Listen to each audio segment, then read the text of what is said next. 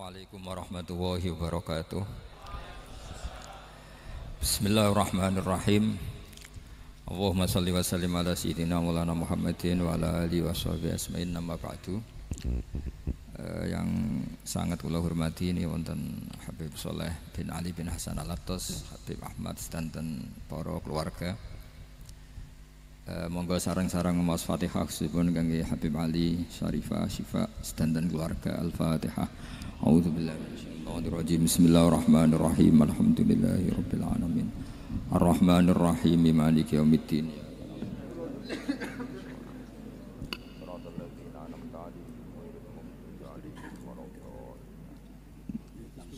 Niki ngaji pinten 20 menit. Berapa menit? 20 menit. Bismillahirrahmanirrahim. Ini saya niat ngaji tentang yang populer mawon ya, tapi dimaknani secara detail ngangge tradisi ini ulama. Idza matabnu adama in qata amaluhu illa min salasin shadaqatin jariyatin aw ilmin yuntafa'u bihi aw waladin sholihin yatullah. Kula maknani sing ketiga mawon awaladin sholihin yatullah. Terus walad niku maknane anak. Anak niku saged anak nasab kados Habib Umar bin Nisbat Habib Soleh bin Nisbat Habib Ali namanya anak nasab. Lalu sing paling penting dari status anak niku soleh. Soleh niku status perilaku. Ya, dados soleh niku status ingkang soleh. Soleh niku maknane ingkang layak.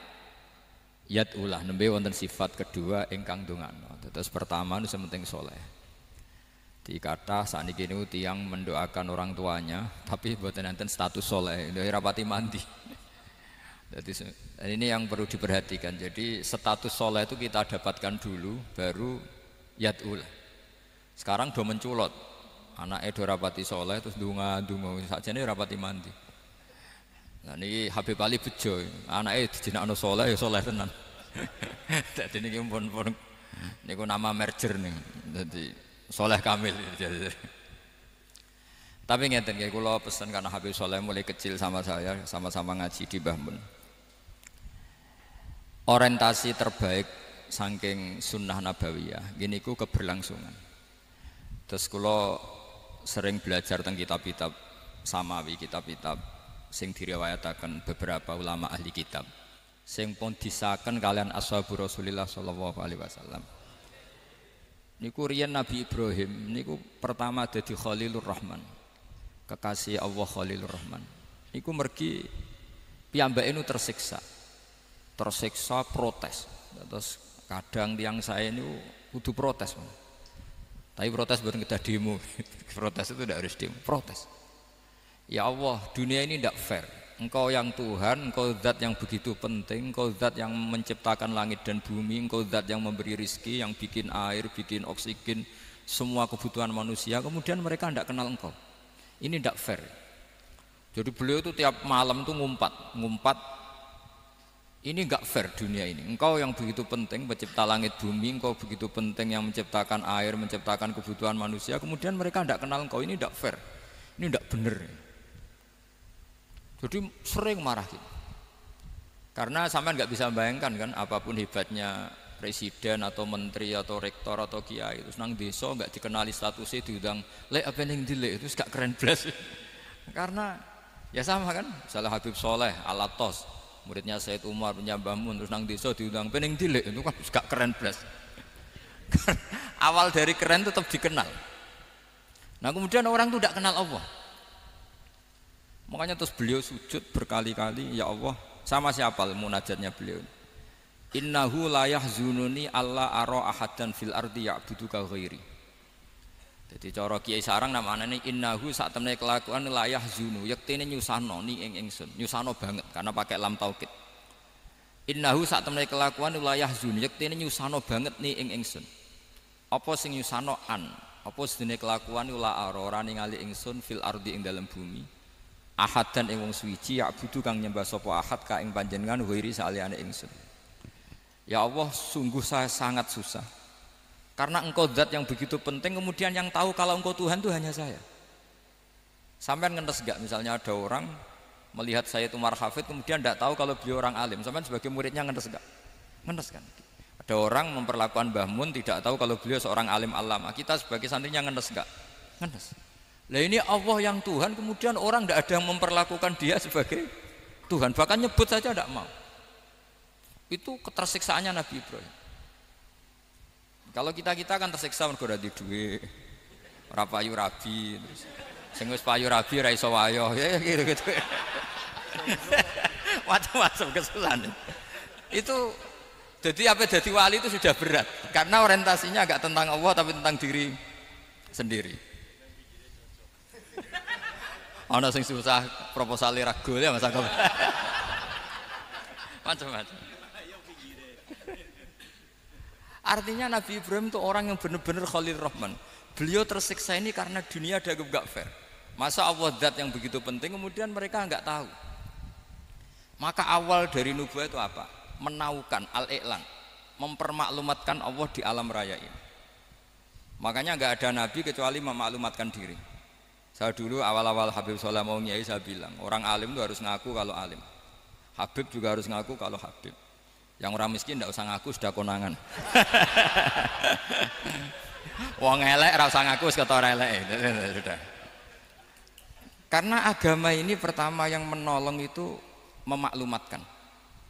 Sehingga pertama Nabi jadi Nabi dari Gua Hira, pertama apa? Cara saiki nggih kira-kira memaklumatkan. Tapi reso dibahasakno jumpa pers. Tapi yang jelas pertama yang dilakukan Nabi setelah di Gua Hira apa? Memaklumatkan diri kalau beliau adalah Nabi. Sehingga dikumpulkan semua, terus beliau memaklumatkan diri kalau saya ini Nabi. Karena nggak ada artinya Allah kalau tidak dimaklumatkan. Makanya di Quran itu kalau menyebut Allah atau menyebut kebenaran selalu dimulai dengan kata fa'lam, harus dingertikan. Kita ngerti kemudian mengertikan ke orang lain. Makanya saya sering dulu bilang ke Habib Soleh, nggak boleh orang soleh menyembunyikan diri. Karena nanti kalau orang-orang soleh menyembunyikan diri, sing zuhara ala wajhil ardi adalah sesuatu yang enggak benar. Coba misalnya gini, orang bisa terhibur lewat dangdutan, terhibur lewat maksiat. Sementara orang enggak bisa terhibur lewat thala al-badru alaina, asyraqal qaunub dihaja dan sebagainya. Maka orang-orang soleh adalah orang yang bisa memaklumatkan Allah, memaklumatkan Rasulullah, memaklumatkan Quran dan supaya itu diterima. Karena awal dari orang terima itu tahu dulu. Nah ini tahu saja enggak. Makanya Nabi Ibrahim susah, ya Allah engkau zat yang begitu penting kemudian tidak diketahui. Ini apa-apaan, enggak fair. Akhirnya Nabi Ibrahim diangkat sebagai Khalil Rahman untuk menaukan atau untuk memaklumatkan Allah Subhanahu wa ta'ala. Nah sebelum itu beliau dihibur, diterbangkan ke langit, ke alam malakut. Kamu susah ya, kenapa susah? Karena zat sepenting engkau kemudian tidak ada yang menyembah. Terus dijak ke alam malakut, ditunjukkan sekian juta malaikat, sekian ribu malaikat, semuanya membaca tasbih takbir. Ibrahim senang. Oh ternyata sing seneng jenengan banyak. Loh, coba kalau kita punya kiai kayak Mbah Mun, semakin yang seneng banyak kan semakin kita senang. Kalau nggak ada yang tahu kan kita tersiksa. Makanya ini penting sekali ya. Jadi pertama agama ini seperti ini itu barokahnya dingertikan, dimaklumatkan. Saya ini orang yang humul itu menutup diri betul, kecuali bab ngaji. Saya kalau ngaji terbuka. Sampai saya tidak tahu apa ada yang streaming apa direkam, saya tidak tahu. Pokoknya saya satu-satunya saya mau terbuka itu pas ngaji. Dan saya pede karena dulu ngaji saya benar. Saya tanya Mas Akom, sebetulnya kalau sampean mau mulang terbuka bagus. Potensinya dua, konangan alimnya atau konangan. Ya resiko terbuka kan itu tok. Konangan alimnya. Nah daripada potensi yang kedua terus nggak mau ngajar ya humul, syaratnya wali ku humul. Oh, humul itu nggak menampakkan, memangnya mau menampakkan apa kalau nggak bisa apa-apa kan? Jadi saya tidak tahu itu humul apa bagian dari pengamanan diri. Apa mas? Apa? Aim. Jaga iman. Jadi Nabi itu pertama yang dilakukan apa? Memaklumatkan kalau Allah itu Tuhan. Jadi ciri utama orang soleh itu kalau kebenaran tidak mendominasi bumi ini. Jadi ciri utama orang soleh itu seperti itu. Makanya kenapa saya milih manhaj Tentu Habib Soleh Anda harus niru saya karena antar orang alim tidak boleh saling mengikuti. Tapi juga seterusnya nggak boleh saling ganggu. Saya itu ngaji di mana-mana itu guyon. Karena bapak saya suka guyon, Mbah Mun suka guyon. Alasannya bapak dulu sederhana. Orang sudah nyari hiburan dengan maksiat. Sehingga agama ini harus membawa keceriaan sosial, membawa keceriaan hati. Karena Allah ngendikan kul bi fadlillah wa bi rahmati fa bidzalika falyafrahu. Orang itu harus senang dengan kebaikan. Orang happy dengan tola al-badru alina, happy dengan manakibul akhyar, dengan fadhailul akhyar. Karena orang di sana sudah senangnya itu kalau ada maksiat. Nah sekarang agama dibawa orang-orang yang tidak menyenangkan juga. Ngaji teko wis merengut. Ada muridnya salah duduk marah. Salah posisi meja marah. Lalu orang-orang kan mikirnya kan daripada ngaji dimarahin terus mendingan ndak kan gitu. Makanya Nabi itu paling marah itu kalau satu kebaikan jadi problem. Mu'ad bin Jabal itu pernah ngimami lama sekali. Dan yang makmum itu akhirnya mufarokoh. Dulu belum ditemukan fikih, tapi orang ini sudah berani mufarokoh. Jadi ini termasuk mujtahid sebelum sebelum tahu Fathul Mu'in, tahu Wahab, dia sudah berani mufarokoh. Jadi sudah luar biasa. Karena bangsa ibadah yang agak-agak ngawur itu tanpa diajarin sudah do pinter sendiri. Dia mufarokoh. Ketika dia mufarokoh, komentarnya Mu'ad, dia munafik. Sholat belum selesai kok mufarokoh. Singkat cerita Mu'ad melaporkan itu ke Rasulullah. Si tukang penggembala ini juga melaporkan ini ke Rasulullah. Tapi apa kata Rasulullah? Yang Rasulullah itu yang bela, malah bela yang penggembala tadi. Afattanun anta ya Mu'ad. Kamu itu tukang fitnah. Agama ini kalau kamu model begitu orang lari. Basyiru wala tunafiru, yassiru wala tu'asiru. Padahal ini baca Quran panjang, harusnya akan ibadah. Tapi karena ini menjadi problem sosial, orang menjadi tidak nyaman jamaah, itu sudah disalahkan Nabi. Karena tadi, kalau agama ini jadi problem, maka masalah besar. Makanya sifat dasar Rasulullah apa khafiful maunah, biayanya murah. Makanya saya ngaji di mana-mana ya suka seperti ini. Mejanya enggak jelas, pengunjungnya juga enggak jelas. Semakin kacau semakin baik kira-kira. Nah, ini pengunjungnya juga seperti ini kan. Nanti sampean yang pidato, jadi tak beri hak gue jelek saya ini namanya aqomaddin. Kalau faman taroka fakot. Jadi pilihannya kalau gak aqomaddin ya ada medin. Jadi kenapa banyak kiai yang ceria? Karena tadi satu-satunya cara kita menandingi hegemoni maksiat adalah pembawa taat itu ceria. Karena orang itu mesti mencari kebahagiaan. Sebab itu para nabi itu mengajarkan agama ini dengan cara yang bahagia. Misalnya mangqala la ilaha illallah dakhalal jannah. Nabi tidak ngendikan gini, mangqala la ilaha illallah terus sholatnya benar, puasanya benar, belajarnya benar, jadi kiainya benar. Wah itu kalau itu panjang sekali, banyak yang nggak masuk surga. Sementara kubu yang lain kampanye sudah tenang bersama bapaknya di surga. Lah kita kampanyenya, kon sholat ra mesti ditompo, puasa ra mesti ditompo. Wes repot, syaratnya ditompo ikhlas wangel, kowe ra bakal iso. Berarti maknane kan ra bakal mlebu swarga. Akhirnya wong kan mikir, wis salat tetep ra swarga, poso tetep ra swarga, mendingan ra salat. Jadi kita ini kan bersaing sama kampanye sebelah gitu. Makanya saya milih manhaj pokoknya Islam apik. Tapi bukan berarti saya menyepelekan aturan-aturan dalam salat, karena yang kampanye itu sudah banyak.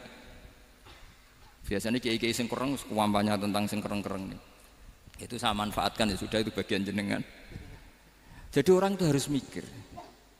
Agama Kristen itu diterima di Eropa di mana-mana. Di antara sebabnya adalah karena orang dijamin masuk surga. Orang mau kayak apa faseknya tetap kalau mati bersama. Kita enggak. Sudah kiai, sudah mulang terus masih didoain. Semoga amal baiknya diterima, amal buruknya masih ngeper apa? Dan itu santri saya nanti kalau ziarah saya dengan ya Allah ampuni Gus Bah ampuni. Ini kan ngenyek orang itu maksudnya.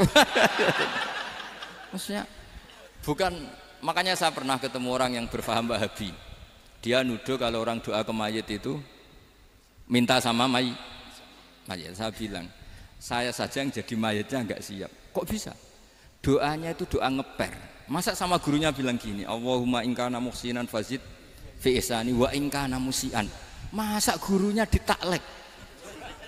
Jadi dia tidak yakin betul kalau gurunya muhsin. Masih ditaklek, jika guru saya baik maka gini ya Allah, jika guru saya buruk maka gini. Loh saya tuh gak pernah doain Mbah Mun gitu, tak anggap gak sopan. Jadi kalau saya berdoa, ya Allah jenengan idzihi apa ya, jenengan balas lah, idzihi anna anil muslimina khairan katsira wa antal ghafurur rahim wa anta gitu. Saya gak tega muni wa in kana musian. Jadi kayak ada sopan ya. Lo kalau aku yang mati sapi lagi. Tak balik malah. Ingkana musian. Malah ada terusannya bahwa kadalik. Jadi makanya mereka kan sering pakai dalil. Andai kan tradisi itu benar, maka yang paling pertama melakukan itu sahabat. Selalu mereka berargumentasi kalau itu tradisi yang benar, maka pertama yang melakukan itu sahabat. Ya gak mungkin sahabat masa bilang ke Nabi ingkana. Bisa kafir berat kan? Masa kesolehannya? Loh andai kan Abdul Qadir wafat di mana ini ngomongin? Beduk. Saya tidak akan berdoa seperti itu. Oh bisa marah Abdul Qadir Jailani. Masa kesalahan beliau di ingkana musinan sama ingkana musian. Jadi orang itu harus mikir. Jadi saya dengan bukan berarti Gus Bak Bid'ah menciptakan doa baru. Ini bukan urusan menciptakan. Orang yang punya sopan spontan seperti itu. Ini bukan urusan modifikasi doa Anda. Makanya kenapa para nabi itu tidak disolati dengan cara seperti itu. Langsung assalamualaikum ya Rasulullah, assalamualaikum ya Abu Bakrin, assalamualaikum ya Umar. Enggak mungkin kita mengatakan ya Abu Bakrin, ya Allah ingkana. Masa Abu Bakar diingkana? Kalau dia bukan kalau beliau ashabu Rasulillah pasti orang Sayyid itu dzurriyyatu Rasulillah pasti al-tahirin al-mutahhari. Guru-guru kita ini guru-guru kita. Jadi tolong doa itu. Nah, kalau terpaksa doa wa in kana musian, anggap saja hafalnya hanya itu, tapi jangan dijiwai apa? Jangan apa? Dijiwai. Kalau ditanya, "Lho Gus ini orang soleh kok doanya wa in kana musian?" Itu kan guru jenengan. Apalku ikut tok. Tapi ora usah dimaknani apa? Karena sekali dimaknani nanti kan. Jadi ini urusan etika, urusan rasa. Saya teruskan ya. Karena jadi saya mohon sekali, apa-apa itu ada aturannya. Ada aturannya. Ya tentu kita ikut masal saja. Semua selain Nabi, selain para wali kita nggak apa-apa doa Allahumma ingkana musinan ingkana musian. Tapi di hati kita sebetulnya ketika mengatakan ingkana musian itu Toro Jawa hanya rapalan itu ya sudah ngomong saja, tapi nggak usah apa, nggak usah dijiwai ya. Yang dijiwai kita adalah sifat ghafurnya Allah, bukan status mayitnya, tapi sifat ghafurnya Allah. Karena kata musik itu kan nggak nyaman. Makanya Nabi itu hebatnya Nabi. Ya tentu karena bentukan Allah Subhanahu wa taala. Adabani Rabbi fa ahsana ta'dibi. Itu kalau nyifati tentang keburukan orang mukmin itu diikutkan sifat ghafurnya Allah. Jadi misalnya gini, kalimatnya liyukaffirallahu anhum aswa alladzi amil. Atau sebagian ayat misalnya wa yukaffiru anhum sayiatihim. Jadi sebetulnya kalau terpaksa mengatakan orang itu buruk, itu sebenarnya dari Allah dulu. Kita mengatakan Allah itu zat saking baiknya itu mengampuni salahnya seseorang.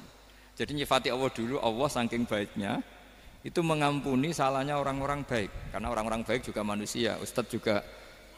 Tapi lebih ke nyifati ke Allahnya. Kalau kita kan enggak, lebih tertarik nyifati mayitnya. Sehingga kita di hati itu mayit kira tak jalono sepuro tuntas kayak gitu. Jadi kalau di Quran tidak seperti itu. Jadi kita lebih mensifati Allah itu Ghafur, Afuwun Karim. Makanya seperti doa-doa kita kalau Ramadan begini, Allahumma innaka afuwun karim tuhibbul afwa, baru bakas fa'fu anna. Jadi ada aturannya. Meskipun ilmu ini agak jelimet, tapi bagi ahlinya ini ma'ruf. Kalau sampean nggak paham berarti nggak ahlinya. Jadi ilmu ini agak jelimet, tapi ma'ruf. Nah, Sehingga Rasulullah, kalau kita meyakini syafaatul Rasulullah SAW, itu cara berpikir harus kita balik. Misalnya begini, wong Islam nakale ngono, penggaweane maksiat kok disyafaati Kanjeng Nabi kurang penggawean. Caranya berpikir jangan gitu. Kalau gitu kowe mari mangkel, wong nakale ngono kok untuk syafaati Kanjeng. Tapi cara berpikir gini, syafaatu Rasulillah itu wasi'ah, luas sekali. Syafaatu Rasulillah ghairu munhasirah, tidak terbatas. Syafaatu Rasulillah itu lebih sakti ketimbang dosanya umatnya. Semua ulama dulu kalau nyifati Allah juga gitu. Allahumma misalnya, maghfiratuka awsa'u min dzunubina. Ya, yang misalnya yang pakai mutakalim ya Allahumma maghfiratuka awsa'u min dzunubi wa rahmatuka arja inti min amali. Jadi jangan kitanya dulu. Kalau kitanya dulu kan nyifati kita dosa banyak. Itu sama ndak usah ngaku, sudah tahu semua. Tapi nyifati pertamanya apa? Allahumma maghfiratuka awsa'u min dzunubi wa rahmatuka arja inti min amali. Sehingga dari nyifati maghfiratullah yang wasi'ah, yang tidak terbatas, kemudian kita sah mengatakan bahwa ahlul maksiat pun mungkin atau berhak dapat ampunan. Sama, syafaatu Rasulillah itu ghairu munhasirah, syafaatu Rasulillah itu wasi'ah. Sehingga sahlah riwayat syafaati li ahlil kabair min ummah. Itu bukan menyangkut melegalkan kabirah, bukan menyangkut mengesahkan orang Islam dosa besar, karena nanti dapat syafaatnya Rasul. Cara berpikir jangan gitu. Nanti kamu mentasjek, memberanikan orang melakukan maksiat berdasar iktimat syafaati Rasulillah. Itu jangan gitu cara berpikir, dibalik apa? Syafaatu Rasulullah awsa'u wa awsa'u. Sangat luas. Sehingga saking luasnya sampai yang tukang maksiat saja kebagian. Sama, rahmatnya Allah Ta'ala itu wasi'ah. Rizkinya Allah ya wasi, sampai wong nganggur ya iso mangan ngono. Lah begitu juga rahmati Allah Taala itu wasiah, sampai wong sing sumpek utange akeh ya iso guyu ngono.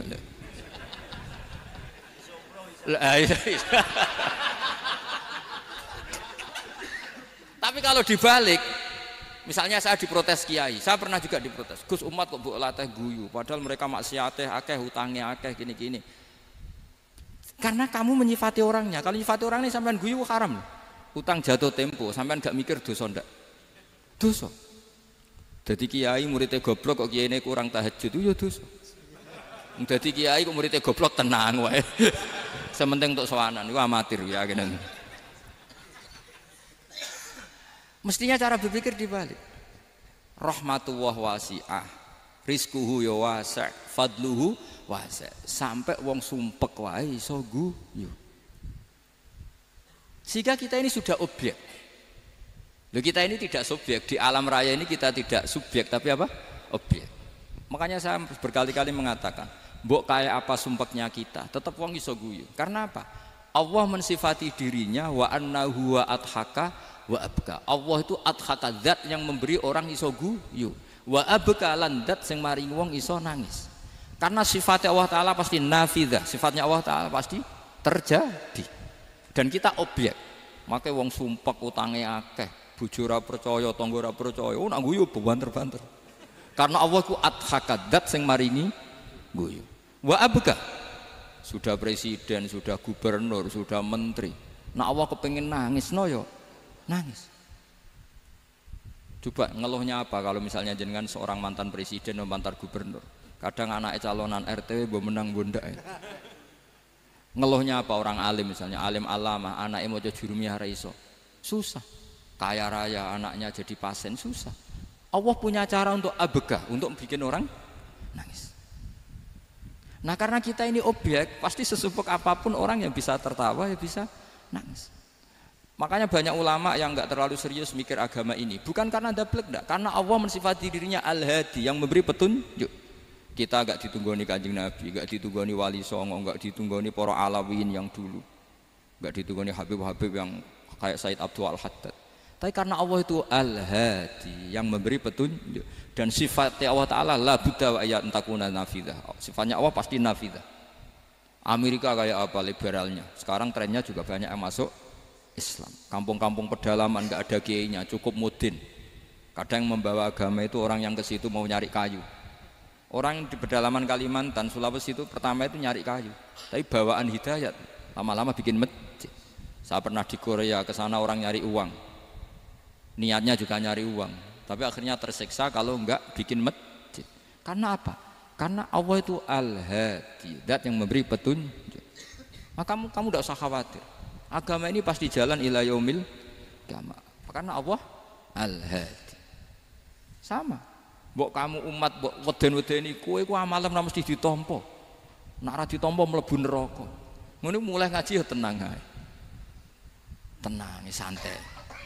Bahkan kadang bilang gini, Pak Yai tadi gak bener. Masa ngecap orang mlebu neraka. Kita yang masyarakatnya gak tahu pintunya. Pak kayaknya tahu pintunya. Karena orang itu punya cara. Loh ya betul. Orang Bedui itu kalau ngaji sama Nabi itu lebih unik timbang yang soleh, timbang yang pinter. Sehingga banyak ilmu itu ditemukan dari orang Bedui. Karena cara berpikir itu aneh. Kalau orang soleh, orang waras kan berpikirnya ada aneh, standar. Jadi orang Bedui itu aneh.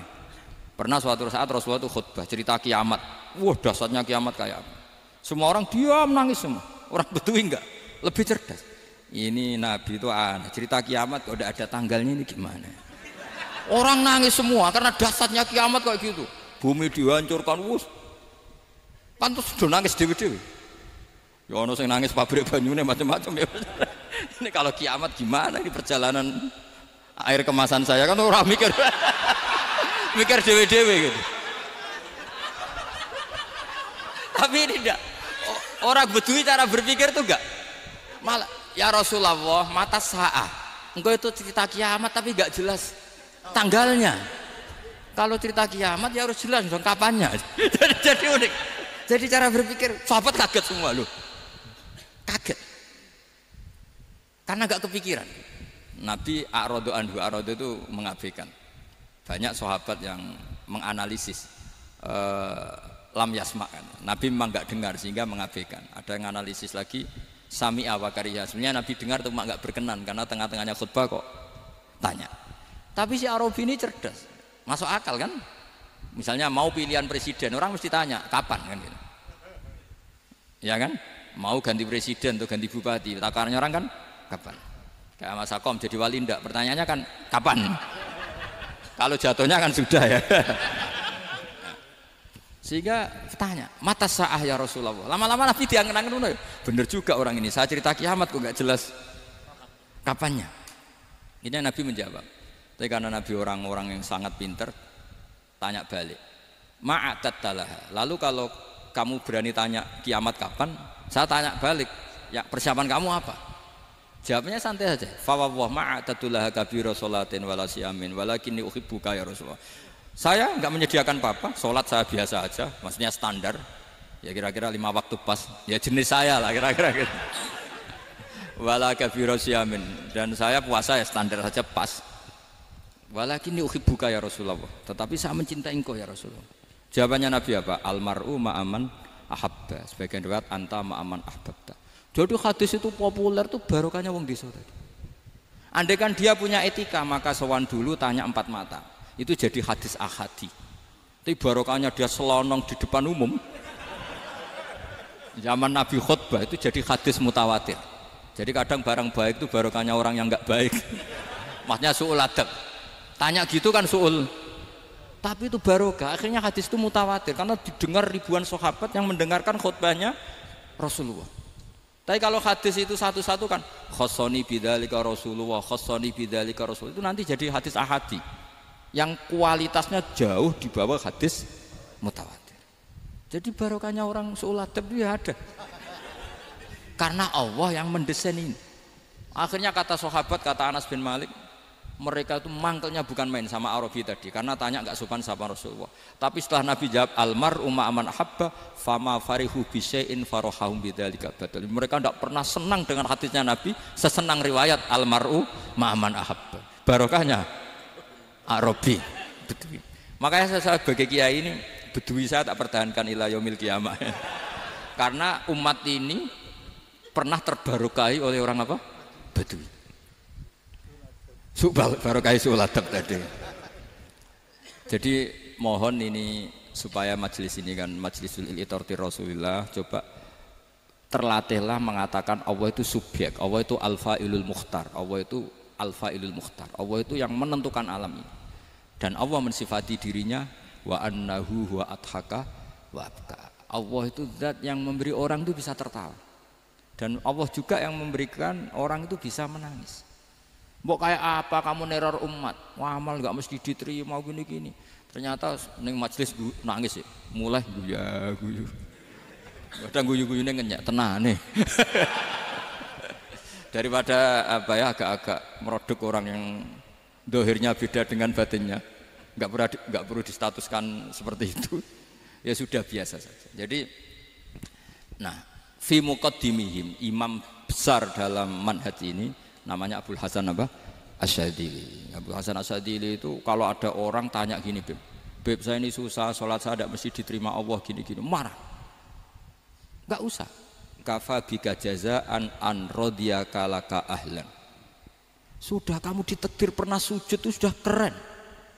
Saya itu andaikan dapat kabar dari malaikat bahwa sholat kamu tidak diterima, saya tidak susah. Bukan karena sombong. Pernah ditakdir sholat sujud ning Allah itu keren. Kayak apa malunya kita ketemu Allah kemudian kita di bumi tidak pernah sujud. Makanya itu Abul Hasan Asyadzili kowe ora usah mikir sholatem ditampa taro ora usah mbok mikir. Kowe ditakdir tau sujud itu hebat. Kafa bika jazaan an radiyaka laka ahlan. Cukup kamu mendapat balasan dari Allah, kamu pernah ditakdir sujud. Gak perlu ngaji alim alamas, gowo sawi ngalor ngidul jalalain keren. Paling gak malaikat pernah melihat kamu, gowo tak kitab kuwedi. Gak penting paham, gak penting. Karena isra bakat paham Mas. Jadi Abul Hasan Asyadzili adalah orang yang, dan itu Al-Hasani ya, dan itu Al-Hasani. Makanya macam-macam kita yang Al-Husaini sudah kita punya Faqih Muqaddam, punya banyak. Di Al-Hasani yang paling populer diantaranya adalah Abul Hasan Asyadzili. Beliau itu kalau ngendikan sesuatu itu positif terus. Termasuk itu ketika ada orang resah sholat saya diterima ndak, kata beliau wes kowe sing sempurna ditakdir tahu sujud. Saya itu sebetulnya kadang-kadang yang miris, wes sholatku tompo ta ora, tapi saya sangat sadili. Sangat-sangat sadili. Saya nggak pernah berdoa ya Allah ibadah kami jenengan terima ndak, karena takut kalau doa gitu keterusan itu terus ditompo ora ya. Akhirnya keterusan gitu. Akhirnya ngenes. Masa orang pernah sujud ngenes? Lama-lama gini setan masuk, apa artinya saya sujud ternyata gak diterima. Lu wong kawula kok iskal tentang pernah sujud. Itu kan ibarat gini, kamu ngasih uang sama orang tua kamu, misalnya Habib Soleh ngasih uang Habib Ali, terus apa artinya tak kasih, kemudian beliau tidak terima kasih, itu kan lucu. Terima kasih tidak terima kasih, seorang anak ngasih orang tua itu keren. Makanya saya bangga dengan Habib Soleh ketika beliau mengumrohkan Habib Ali, sudah mendaftarkan haji Habib Ali. Gak usah mikir diterima apa enggak. Wes keren, itu sudah perilaku yang keren, yang hebat. Makanya saya sering ada orang mau cerai tanya saya, Gus saya ini cerai gak, istri saya kurang ajar gini. Gak usah. Tapi bojoku lo judes. Uang di bojoku wes keren, paling gak kowe ra darani jomblo.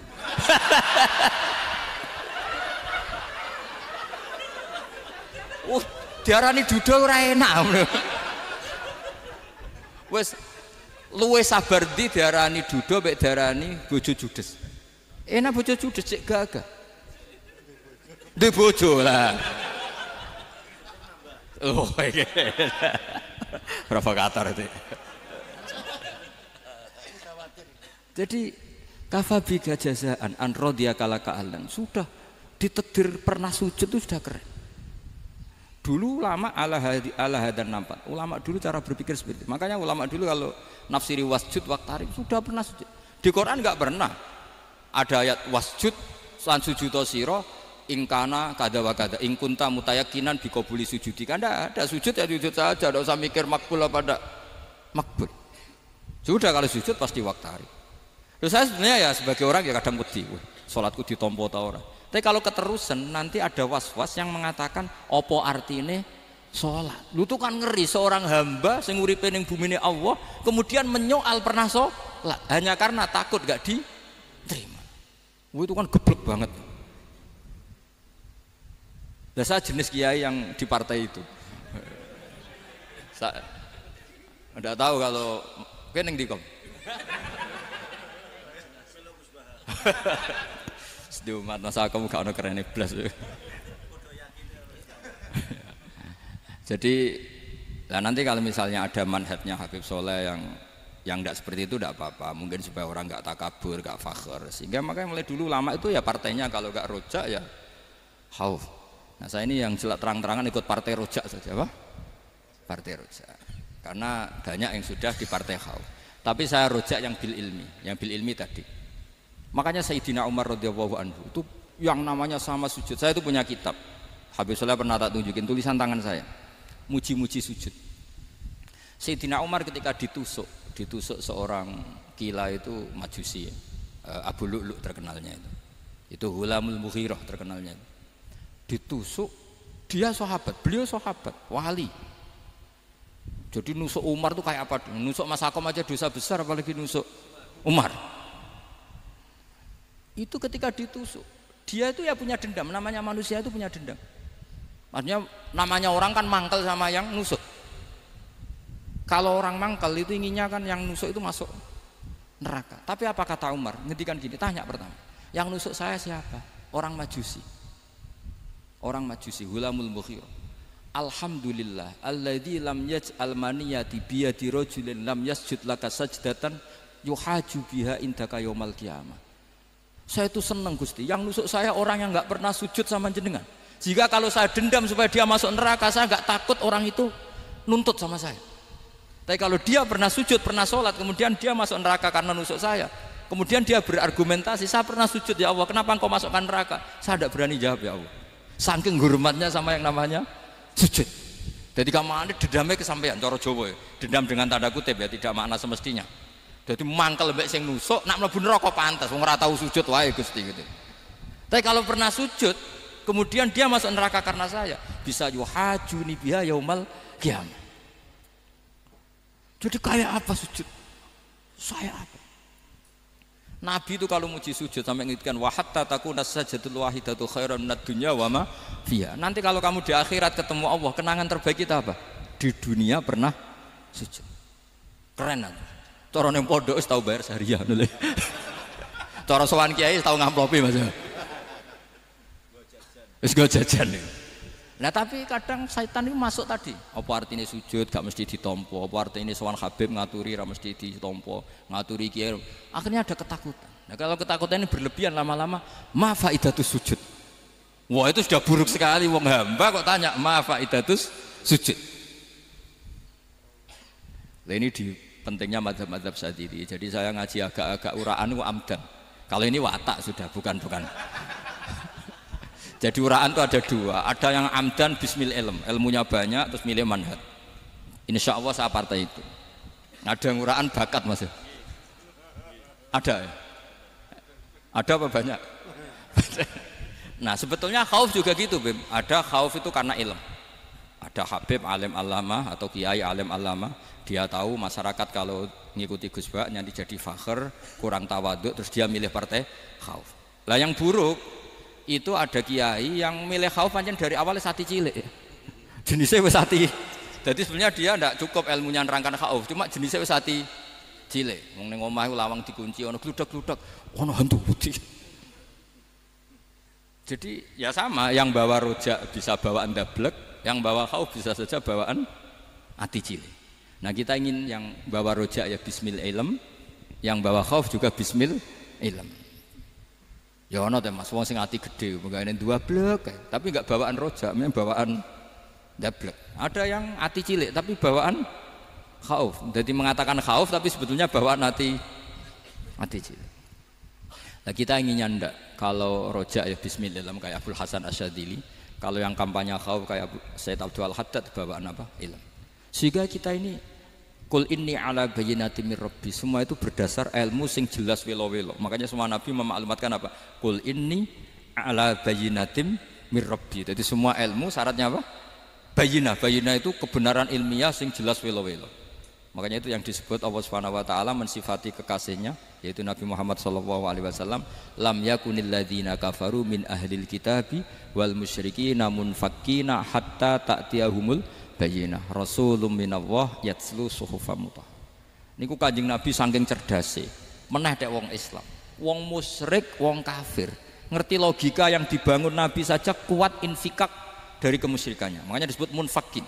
Orang-orang musyrik, orang-orang kafir tidak munfakin, tidak tercerabut dari akar akidahnya hatta ta'tiyahumul bayyinah. Itu siapa? Rasulun minallah yatslu suhufan mutahhar. Masyhur itu debatnya Nabi dengan orang-orang musyrik. Mereka bilang, "Ya Muhammad, kita ini urusannya banyak, kasusnya banyak. Lalu Anda mengajarkan ke Tuhan satu. Masa urusan banyak cukup Tuhan satu? Itu enggak fair Muhammad. Aja'alal alihata ilaha wahida inna hadza la syai'un ujab." Urusan kita banyak, masyakil kita banyak, muskilah kita banyak. Kalau Tuhannya satu tidak cukup Muhammad. Nabi dengan santainya memberi penjelasan. Ya sudah gini saja. Kalau kamu jadi budak atau pembantu, majikan kamu banyak. Semuanya merintahkan kamu, semuanya bikin aturan untuk kamu. Kamu suka enggak? Ya enggak suka Muhammad. Kalau majikan kita banyak repot. Ya sudah, Tuhan kamu itu majikan kamu. Kalau banyak perintahnya beda-beda kamu pusing. Ya udah Mat, Tuhannya satu aja Mat. Karena Nabi bayyinah, orang itu bisa dibalik-balik pikirannya. Dan makanya disebut daraballahu masalah rajulan fihi syuraka'u mutasyakisuna wa rajulan salamal lirajul hal yastawiyani masalah alhamdulillah. Jadi Nabi itu kalau adu argumentasi itu luar biasa. Jadi segampang itu Nabi memberi apa? Argumentasi. Karena beliau adalah al-hujjatul balighah.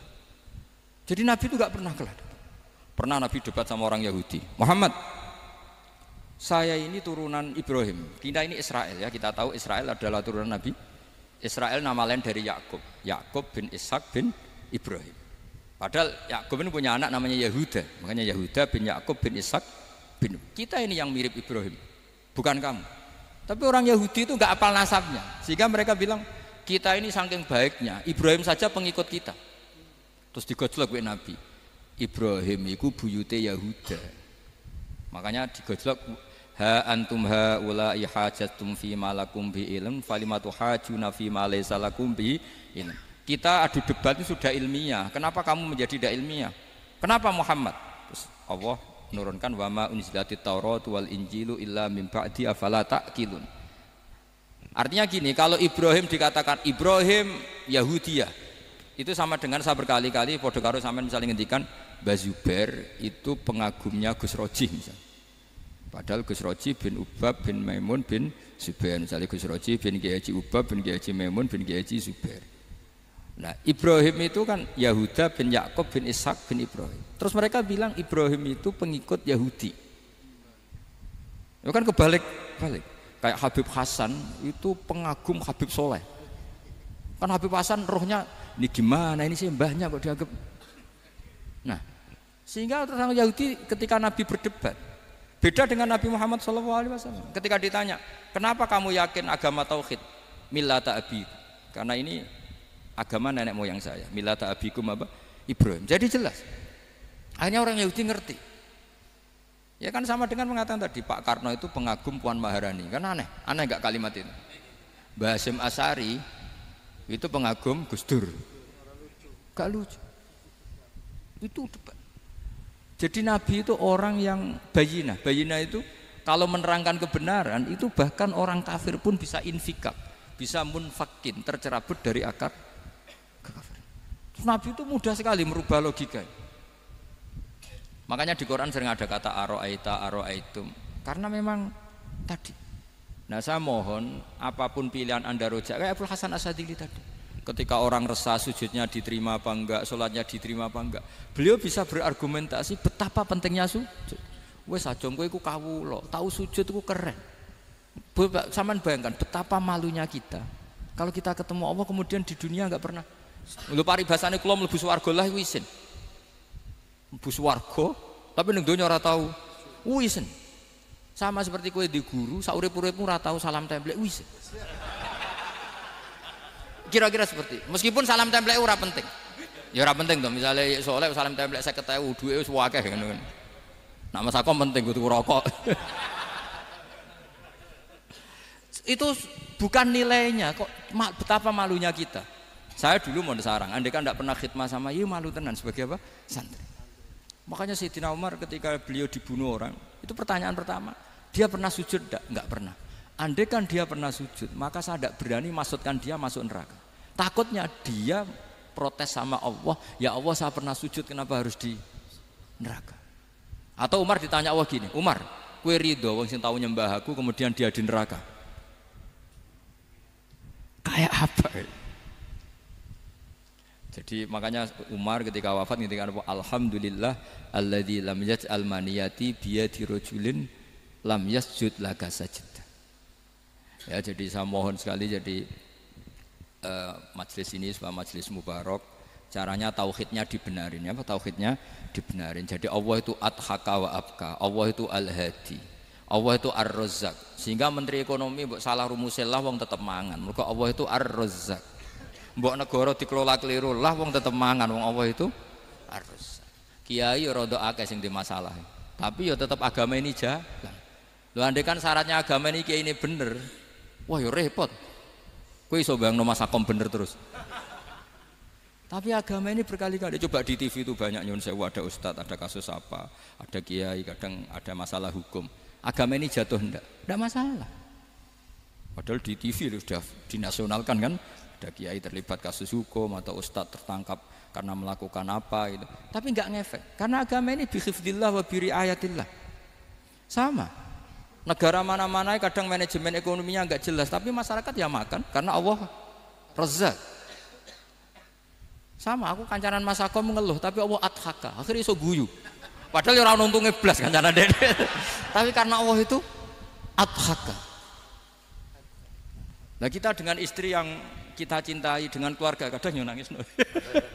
Karena Allah itu zat yang bisa memberi abka. Wa annahu wa adhaka wa abka. Terus wa annahu wa amata wa ahya. Kita tidak ingin mati, wah ya mati saja karena kita objek. Nah, hidayah itu seperti itu. Allah al-hadi. Apa? Allah itu kayak apa Korea, negara ateis. Enggak kebayang di sana ada ngaji Aqidatul Awam Mabadi Fikih. Sekarang banyak. Saya tuh kalau beli Aqidatul Awam kerdusan, tak kirimkan ke Korea. Sebelum saya ke Korea, karena sebagian santri saya di Jogja. Di sana ada ngaji Aqidatul Awam, ngaji Takrib. Bahkan saya di sana dilagokno sakduna fid dunya. Kayak apa Allah kalau ingin bikin hidayah? Karena Allah itu al-hadi. Wong Indonesia digerakno seneng duit. Bareng wis seneng duit mau apa? Korea, setelah di Korea tersiksa karena enggak ada tempat sujud, akhirnya urunan. Segampang itu kalau Allah menghendaki. Itu enggak dibenem MUI, enggak dibenem. Karena Allah al-hadi. Jadi saya mohon sekali tauhid ini dibenerin dulu. Allah tetap al-fa'ilul mukhtar, apa? Al-fa'ilul mukhtar, sehingga Allah mensifati dirinya adhaka wa. Mbok kamu bendung kayak apa, orang ngaji saya tetap guyu.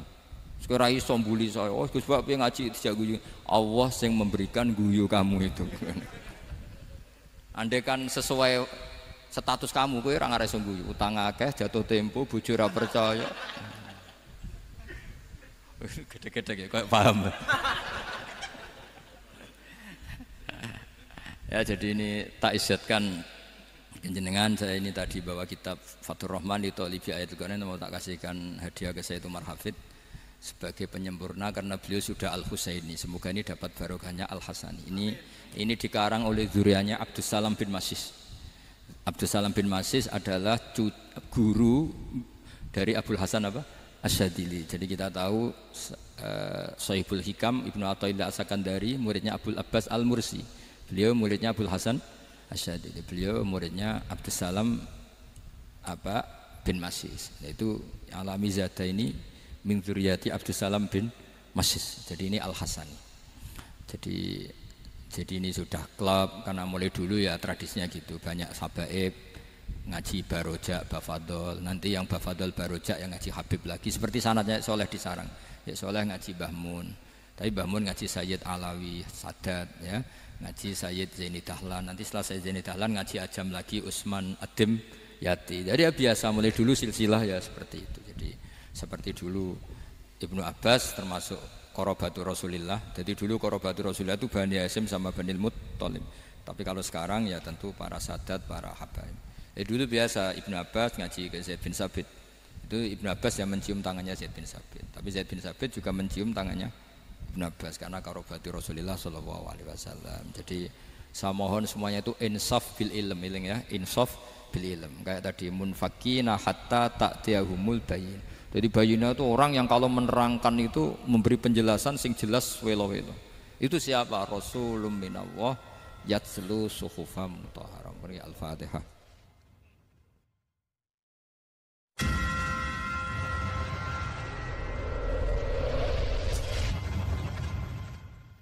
Assalamualaikum warahmatullahi wabarakatuh.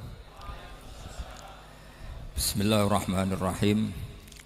Allahumma salli wa sallim ala sayyidina Maulana Muhammadin wa ala alihi wa sahbihi asma'in nama ba'du. Yang sangat kula hormati ini wonten Habib Soleh bin Ali bin Hasan Al-Attas, Habib Ahmad dan para keluarga. Monggo sarang-sarang maos Fatihah supun kangge Habib Ali Syarifah Syifa dan keluarga. Al-Fatihah. A'udzubillahi minasyaitonir rajim. Bismillahirrahmanirrahim. Alhamdulillahirabbil alamin. Ar-Rahmanir-Rahim. Maliki yaumiddin.